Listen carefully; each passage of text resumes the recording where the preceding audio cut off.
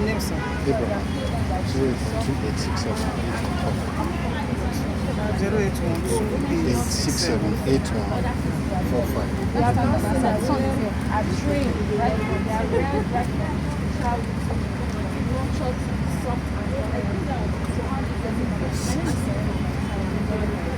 Softness is a nature of womanhood that cannot be destroyed.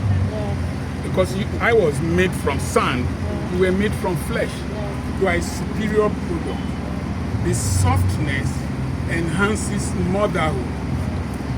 You understand? When you cuddle your baby, it's more comfortable than when I cuddle. And the initial purpose of creating womanhood, and which is still vital today, is that when we go to war, to fight, we go to farm, we go to hunt, you are the buffer that absorbs us, gives us confidence that we don't need to fight to be valued. And that cannot be destroyed from womanhood. But the thing is that timidity must be removed from womanhood. Timidity is different from humility. So a soft woman is not a timid woman. A soft woman is a feminine woman. And a feminine woman is the woman that maximizes her womanhood for the best of society. Let's take one woman that brought out the head of, is it Bikri or one person?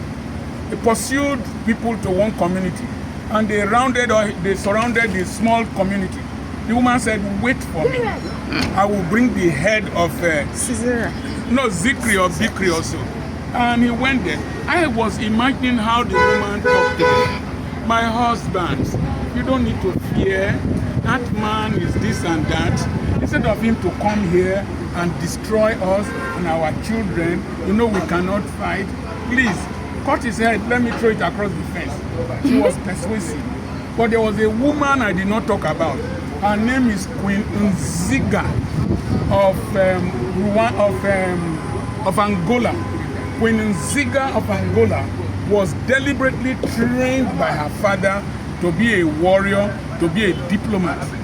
She was fighting, she was riding horses, and just like Deborah in the Bible.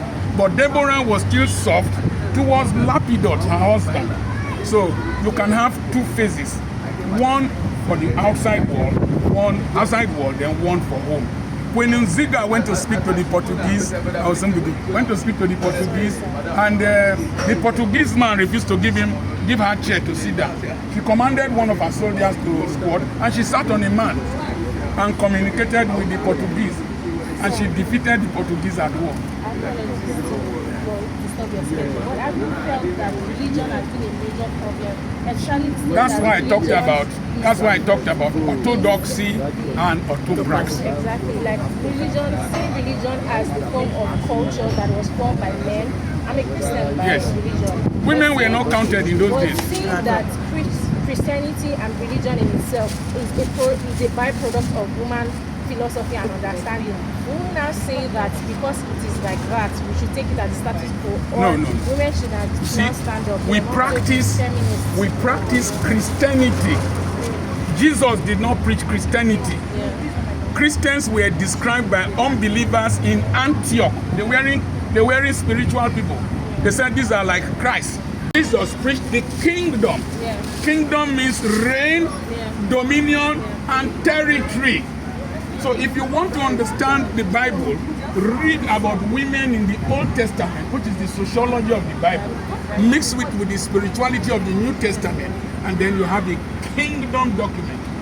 But then there's no balance between the Old and New Testament. Reason being that we have seen that people are now saying they are now under grace. No, this camera is not the same camera with the one we were using before. Lawyer, on our questions to the men. Doctor!